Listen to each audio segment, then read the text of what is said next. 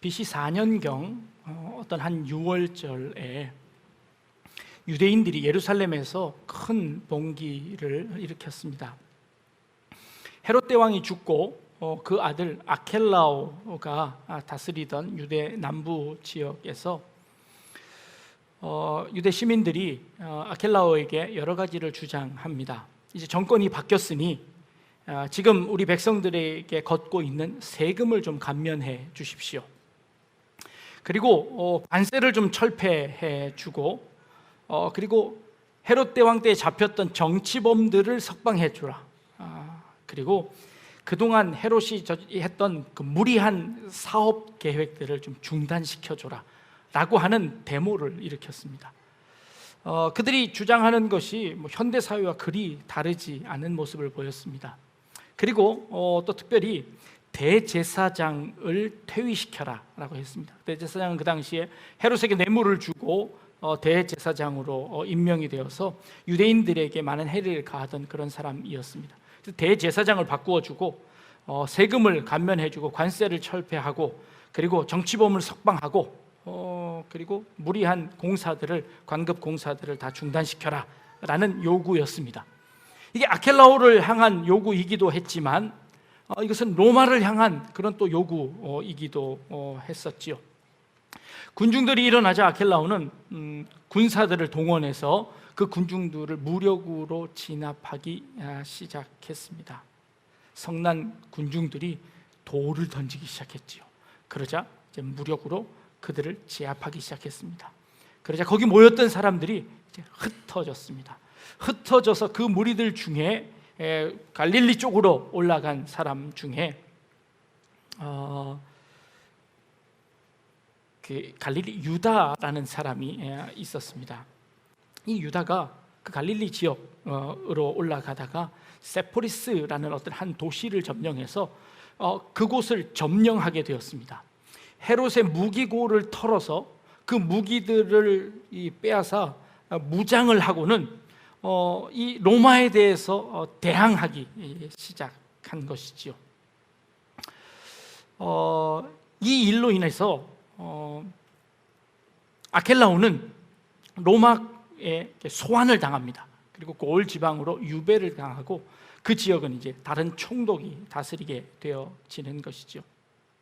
이 세포리스에서 시작되어지는 이 반란이 점차 커지자 이 로마에서는 세계 군단을 그 세포리스로 파견을 보냅니다. 세계 군단이 하면 정예병력 약 18,000명과 기병대 2,000명, 보조 보병대가 15,000명 정도를 파병하는 겁니다. 이것은 요세푸스가 쓴 유대 전쟁사에 나오는 기록입니다. 그렇게 되자 이제 이 세포리스에서 반란을 일으켰던 유다는 완전히 전멸을 당하는 겁니다. 그리고 그 과정 속에서 약 3,000명 정도가 되는 사람이 죽거나 포로로 잡히거나 노예로 끌려가는 그런 일들이 일어나게 되었지요. 그리고 그 세포리스로 들어가는 그 갈릴리 일대를 십자가 2,000개를 세웠다고 합니다. 2,000개의 십자가를 세워서 그 2,000명을 거기다가 매달았다는 거죠. 그리고 그걸 일주일 동안 내버려뒀다는 겁니다. 그러니 너희들도 반역하면 이렇게 될 것이다 하고 아주 처참하게 이 세포리스를 짓밟았다는 겁니다.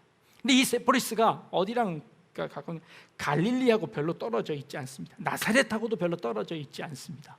이게 예수님이 태어날 당시쯤 아니면 혹은 예수님이 태어나시기 바로 전이거나 그 당시쯤으로 추정되어지는 그때의 사건입니다. 그렇다면 예수님께서는 자라나면서 그 세포리스 사건을 아주 적나라하게 듣고 그 처참한 현장들을 보고 자라셨을 겁니다.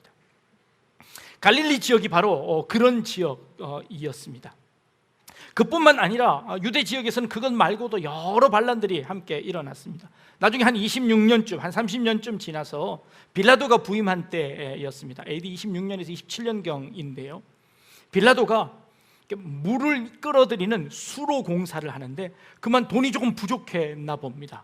그래서 그 돈을 충당하려고 했는데 마침 예루살렘 성전에 그 성전을 보수하려고 모아뒀던 그 성전 기금이 조금 있는 것을 이 빌라도가 알았지요. 그래서 그 성전 기금을 가져다가 횡령해서 그것을 이 수로를 만드는 일에 다 써버렸습니다. 그러자 이 사실을 알게 된 유대인들이 또 성전에 와서 데모를 하는 겁니다.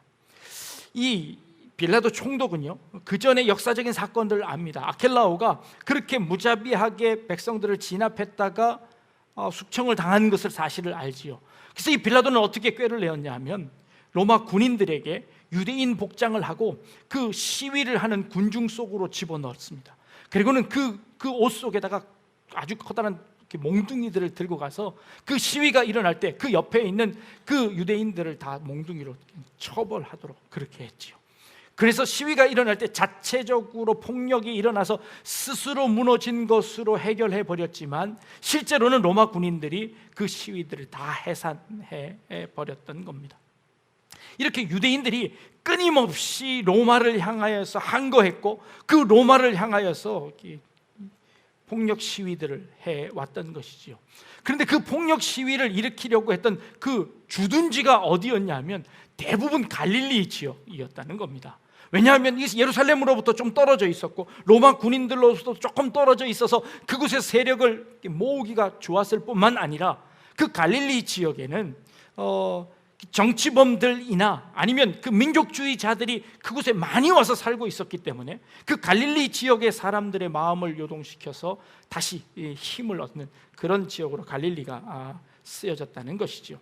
그 이후에도 자칭 예수라고 자칭 메시아라고 했던 사람들이 갈릴리에서 일어난 사람들이 참 많습니다. 아까 말씀드린 갈릴리 유다도 아예 갈릴리 유다라고 불러집니다.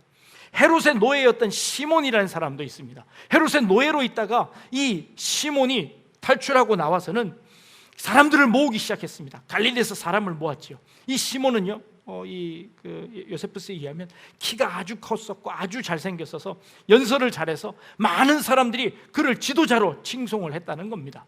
그래서 많은 사람들을 모았습니다. 그래서 그 사람들로 인해서 힘으로 인해서 이 로마에 대해서 항거했던 사람이 결국 그 세력이 점점점 많아지자 이 시몬은 스스로 자신을 메시아라고 칭했습니다. 내가 이 유대 나라를 해방시켜줄 메시아라고 칭할 만큼 그의 세력이 점점점 올라가고 있었습니다.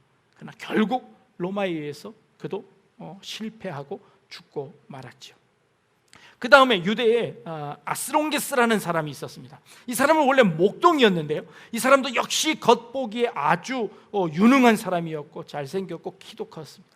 그래서 이도 그 반역에 성공할 수 있었습니다. 그런데 얼마 못 가서 이도 그냥 그만 죽고 말았던 것이죠. 이렇게 끊임없이 민중의 봉기가 일어났던 곳이 어디였냐면 바로 갈릴리 지역이었습니다. 근데 이 갈릴리 지역이 바로 예수님께서 사역을 처음 시작한 곳이었다는 것이지요. 세례 요한의 그 사역도 이 갈릴리 지역을 중심으로 그 밑에 유대 광야를 이어지는 그곳으로 세례 요한의 사역들이 시작되어지고 있는 겁니다. 오늘 우리가 본문에 읽었습니다. 예수님께서 죽음에서 무덤 문을 여시고 부활하셨습니다. 부활하셔서 다시 일어나셨는데 다시 사신 다음에 예수님의 그 모습을 보기 왔던 제자들이 비어있는 무덤을 봅니다. 그리고 그 비어있는 무덤 속에서 하나님의 사람 천사를 만납니다. 근데 그 천사가 이 여인들에게 이렇게 이야기합니다. 예수님은 부활하셨다. 얼른 가서 제자들에게 알려라. 예수님을 다시 보려면 갈릴리로 가라. 그러면 그 갈릴리에서 예수님을 만날 수 있을 것이다 라고 이야기해 주는 겁니다. 이 제자들이 슬픔 가운데 그 무덤을 나와서 가고 있는데, 그 산을 내려오는데 그때 예수님을 만납니다. 예수님 만나자 그 예수님의 발을 붙잡고 예수님에게 인사를 하는데 예수님께서 두려워하지 말아라. 그리고 얼른 가서 제자들에게 이야기해라. 갈릴리로 가라. 그러면 그 갈릴리에서 나를 만날 것이다 라고 예수님께서 말씀하신다는 겁니다. 부활하신 예수님께서 도대체 왜 갈릴리로 가셔야 할까요? 부활하신 예수님께서 이제 그 부활의 능력을 힘입어서 예루살렘으로 가셔야 되는 것 아닙니까? 아니, 예루살렘에서 세력을 모아서 그 사람들과 함께 로마로 진격해야 되는 것 아닙니까? 그래서 이스라엘을 해방시켜야 되는 것 아닙니까? 그런데 부활하신 예수님께서 갈릴리로 가라는 겁니다. 그것도 거듭 2번씩이나 천사를 통해서 말씀하시고, 그리고 예수님께서 직접 말씀하시면 얼른 가서 갈릴리로 가라고 이야기해라. 도대체 갈릴리가 뭐냐는 겁니다. 왜 예수님은 그 갈릴리로 가라고 이야기하셨을까요? 마태복음 4장으로 가보면 예수님께서 요한이 잡혔음을 들으시고 갈릴리로 물러가셨더라 라는 기록이 나옵니다. 예수님의 사역의 시작은 세례 요한이 죽고 나서, 이 세례 요한이 잡히고 나서부터 예수님의 사역이 시작되어집니다. 세례 요한이 사역할 때는 예수님은 제자들을 모아서 세례 요한에게 가서 세례를 받으셨죠. 그리고 세례 요한이 잡혀가자마자 예수님이 사역을 시작하시는데, 마태복음 4장에는 예수님께 세례 요한이 잡혀갔다는 소식을 듣자 예수님께서 갈릴리로 물러가셨더라 라고 기록합니다. 이 물러가셨다라는 이 단어가 마치 예수님께서 도망가신 것처럼, 예수님께서 잠시 숨으신 것처럼 여겨지는 그런 느낌이 조금 듭니다. 근데 사실 이것은 도망가신 것이 아니라 그 갈릴리라고 하는 그 민중 봉기의 중심이 되었던 그곳으로 예수님께서 들어가셨음을 의미합니다. 또한 예수님이 살고 계셨던 그곳 나사렛에서, 갈릴리라는 것은 그 당시 안티바스가 다스리고 있었던 그 안티바스의 영역 안으로 갈릴리에 포함되어져 있습니다. 그 갈릴리 안으로 예수님께서 들어가셨음을 의미하는 것이죠. 세례 요한은 왜 죽게 됩니까? 그 당시에 이 헤롯 대왕의 세 아들이 이 나라를 다스렸는데, 그 중에 안티바스라는 이 아들이 있었습니다. 이 안티바스라는 아들은요, 그 애굽 쪽에 있는 어떤 왕가의 딸을 데려다가 결혼을 해서 잘 살았습니다. 한 15년 정도 잘 살았는데, 그러니까 로마를 한번 방문하게 되는데, 그 로마에 갔더니 아그리빠라는 자기 그 사촌 동생쯤 되는 그 동생이 거기 있는데, 그 동생의 아내가 너무 사랑스럽고 예쁜 겁니다. 그래서 그만 그 로마에 간 동안에 그 두 사람이 그만 사랑에 빠지고 말았습니다. 그리고 두 사람이 결혼을 약속하죠. 그러자 이 아그리빠의 아내였던 헤로디아가 이렇게 이야기합니다. 당신이 이혼하고 오면 내가 결혼해 주겠소 라고 이야기하죠. 그래서 이 헤로디아의 말을 듣고 이 안티바스가 그만 자기 아내를 버리게 되는 겁니다. 그리고 이 헤로디아도 이혼을 하고 이 두 사람이 다시 결혼을 합니다. 이 사실을 세례 요한과 이 유대인들이 그것을 비난하기 시작했습니다. 그것은 그 근친상간이니 그것은 죄다라고 그 안티바스의 죄를 지적하기 시작했습니다. 세례 요한을 이 안티바스는 두려워했습니다. 많은 백성들이 이 세례 요한을 무척 따르고 좋아했습니다. 근데 그 세례 요한이 자기의 죄를 자꾸 지적하자 그것이 거슬렸습니다. 어찌할 수 없어서 그 세례 요한을 잡아다가 옥에다 가두었습니다. 옥에다 가두기는 했지만 그래도 그를 어찌할 생각은 없었지요. 그런데 그 감옥에 갇혀있던 그 세례 요한을 이 헤로디아가 마음에 걸렸습니다. 저 세례 요한을 죽이고 싶은 겁니다. 그래서 자기의 죄이기도 했었지요. 그래서 헤로디아는 자신의 딸을 시켜서 이 헤롯이 이 연회를 베풀었을 때 자기의 딸을 통하여서 춤을 추게 합니다. 그 춤이 너무너무 이뻐서 오냐 네 소원 다 들어줄 테니까 얘기해라. 그래서 어머니에 가서 무슨 소원 이야기할까요? 라고 이야기하자 이 헤로디아가 세례 요한의 목을 달라고 이야기해라 라고 청하는 것이죠. 그 조그만 여자애가 뭘 알아서 세례 요한의 목을 달라고 하겠습니까? 그 어미가 시켜서였지요. 그 어미가 시키니 이 헤롯이 그 많은 사람들한테 해놓은 약속이 있어서, 체면이 있어서 그 세례 요한의 목을 잘라다가 소반에 담아다가 그 여인에게 갖다 주라고 하는 겁니다. 세례 요한은 그렇게 목숨을 잃었습니다. 얼마나 허무한 인생입니까? 엘리야가 부활했다. 세례 요한은 온 유대 민족으로부터 칭송을 받던 사람이었습니다. 하나님의 사람이라고 인정받던 사람이었습니다. 그런데 그 세례 요한이 한갓 어린 여자아이의 춤의 대가로 그 목숨을 잃어야만 했습니다. 그것으로 그의 모든 사역은 다 마감되어 버렸습니다. 그리고 그 사건을 본 예수님께서 갈릴리로 물러가셨다는 겁니다. 도대체 하나님의 일은 어떻게 일어나는 겁니까? 이게 무슨 낭비입니까? 1956년에 미국 전역에 큰 충격을 주었던 사건이 하나 있습니다. 당시 명문 휘튼 대학에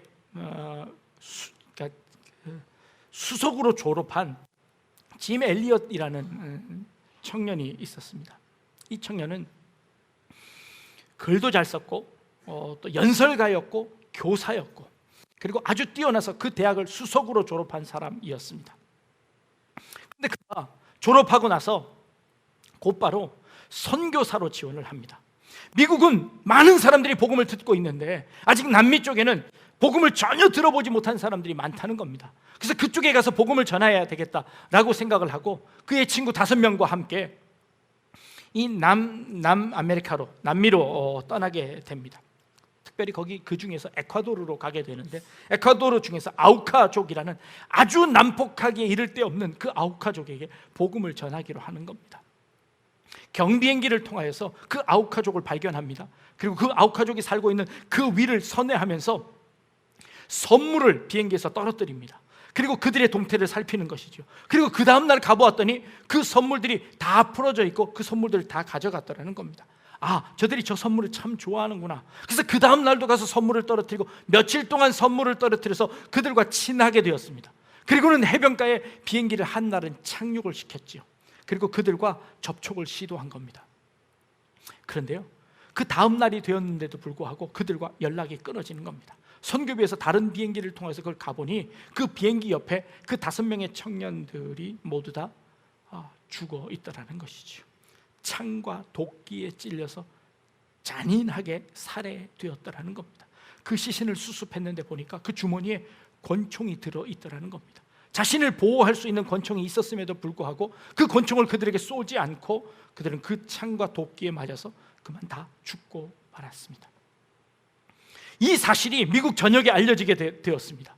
그러자 미국 신문에서 대서특필을 하는데 그 타이틀이 이랬습니다. What a waste.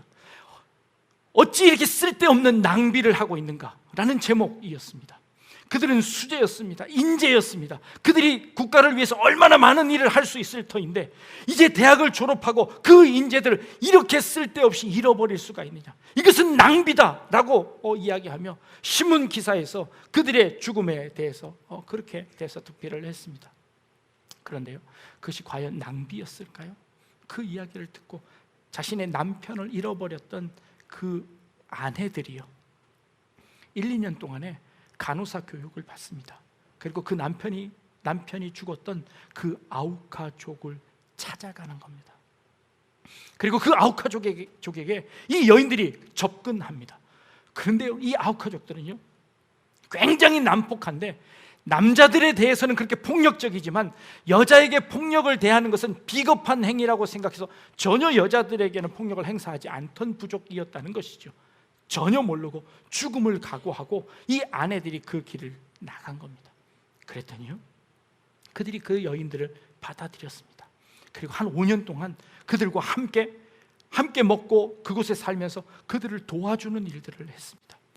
그 한 추장이 5년이 지난 다음에 그 여인들에게 와서 물어봅니다. 도대체 당신들은 누구입니까? 당신들은 누구이기에 우리를 위해서 이렇게 헌신하고 봉사합니까? 라고 물어봅니다. 그제서야 그 여인들이 이야기합니다. 5년 전에 당신이 죽였던 그 사람들이 제 남편입니다 라고 이야기하는 것이죠. 그 추장이 그 말을 듣고 그 사람들의 마음이 녹아지기 시작했습니다. 그 마음이 변하기 시작했습니다. 그녀들이 전하는 그 복음을 받아들이기 시작했습니다. 그래서 그들이 개종을 하게 되고 그 부족들 전체가 예수 믿는 사람들로 변하게 되었습니다. 나중에 1900년대에서 이 빌리 그레함 목사님이 전 세계 다니면서 복음 전도할 때 그 추장이 나와서 그 간증을 했다고 합니다. 내가 바로 그 엘리엇을 죽였던 그 사람입니다. 그러나 그들이 보여줬던 그 사랑으로 말미암아 내가 예수 그리스도를 알게 되었습니다. 그 예수 그리스도로 말미암아 내 삶이, 내 인생이 바뀌어지게 되었습니다. 우리 민족이 바뀌어지게 되었습니다 라고 간증하게 되었습니다. 1990년도가 되었어요.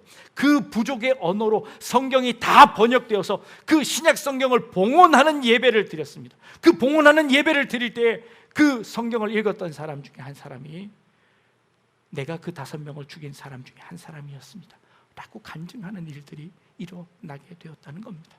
그게 낭비였을까요? 아니요. 그게 두려움 가운데서도 그 여인이 그 남편이 죽은 그곳을 향하여 달려갔던 것이죠. 바로 갈릴리가 바로 그런 지역이었습니다. 세례 요한이 그렇게 옥에 갇혀서 비참하게 그렇게 죽음을 당했지만 그럼에도 불구하고 예수님께서는 그 갈릴리로 나아가서 그 갈릴리에서 그 세례 요한의 그 사역을 이어나가고 계시는 겁니다. 회개하라 천국이 가까웠느니라 라고 말씀하셨던 그 세례 요한의 그 말씀과 그 복음 전도의 말씀과 하나도 틀리지 않게 예수님은 똑같이 회개하라 천국이 가까웠느니라 라고 첫 말씀을 하셨습니다. 이게 바로 예수님의 사역의 시작이었고 예수님의 사역은 바로 그 갈릴리를 향하여 이루어졌던 것이죠. 예수님이 부활하셨습니다. 그리고 제자들에게 갈릴리로 가라라고 말씀하십니다. 그 갈릴리가 무엇입니까? 예수님이 바로 그 사역을 시작했던 바로 그곳입니다. 그곳으로 가라고 말씀하시는 것이죠. 그곳에 가서 나를 만날 것이다 라고 말씀하십니다. 그곳에서 누구를 만날 겁니까? 세례 요한의 뒤를 이었고, 그리고 세상 사람들이 쓸모없다고 했고 쓸데없다고 하는 그런 낭비라고 이야기했던 그 십자가의 고난을 통하여서 전하는 그 복음 사역을 너희들이 나를 대신해서 이어가라고 말씀하시는 것이었습니다. 갈릴리에서 예수님을 만난 제자들의 삶은요, 예수님을 닮는 삶으로 바뀌어졌습니다. 두려움과 공포 속에 있었습니다. 무서움 속에서 그 예수님을 전혀 모른다고 했던 사람들이었습니다. 그럼에도 불구하고 그들이 갈릴리에 가서 예수님을 만난 이후에 그들의 삶이, 그들의 인생이 완전히 바뀌어졌습니다. 그리고 자신의 목숨을 내어 걸고 예수님이 살았던 그 삶을 살기로 다짐하는 것이었습니다. 세상 사람들이 보기에는 쓸데없는 낭비였습니다. 어찌 오른뺨을 맞으면 왼뺨을 돌려대라고 하십니까? 겉옷을 달라는 자에게 어떻게 속옷까지 주십니까? 오리를 가자는 자에게 어떻게 십리를 가서, 그렇게 해서 무슨 세상을 변화시킬 수 있습니까? 그렇게 해서 어떻게 우리가 해방될 수 있습니까? 예수님이 가르쳐 주신 그 삶, 쓸데없어 보이고 쓸모없어 보이고 그리고 아무 힘도 없어 보이는 그 일이지만, 그러나 그것이 로마를 넘어뜨리고 그것이 로마를 점령하고 그것이 온 세계를 점령하는 그 힘이 된다는 것이었습니다. 갈릴리에 일어났던 많은 봉기들, 갈릴리에 일어났던 많은 무력 시위들이 있었습니다. 하나도 성공해내지 못했습니다. 그러나 예수님의 봉기는 사랑이었고 평화이었습니다. 그들 가운데 자신을 내어줌으로, 십자가에 자신을 내어줌으로 그들에게 항거하는 것이었습니다. 그것으로 끝났다고 생각했습니다. 다른 메시아들처럼 그들을 짓밟으면 그것으로 끝인 줄 알았습니다. 그러나 예수님은 짓밟으면 짓밟을수록 그 제자들에 의해서, 그 더 많은 제자들에 의해서 예수님과 똑같은 삶들이 온 땅 가운데서 일어나기 시작했습니다. 그래서 그 제자들을 통하여서 이 온 땅 가운데 주의 복음이 전파되어지고 하나님의 나라가 세워지는 놀라운 역사가 일어나게 되었다는 것이죠. 갈릴리로 주님이 부르십니다. 제자들을 부르셨던 것처럼 여러분들을 지금 갈릴리로 부르고 계십니다. 갈릴리로 가라. 갈릴리에서 그 예수를 만나라. 갈릴리 예수를 만난 후에 너희도 그 갈릴리 예수를 따라가는 사람이 되어라 라고 우리에게 명령하십니다. 말씀하십니다. 여러분들 함께 갈릴리로 가시지 않겠습니까? 함께 갈릴리에서 다시 시작하지 않으시겠습니까?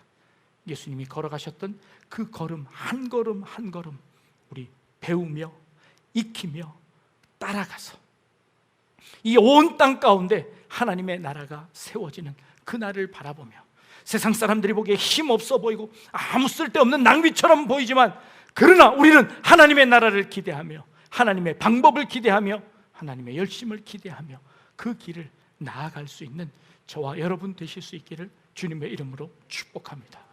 기도하겠습니다. 하나님, 갈릴리로 부르시는 주님의 음성을 듣습니다.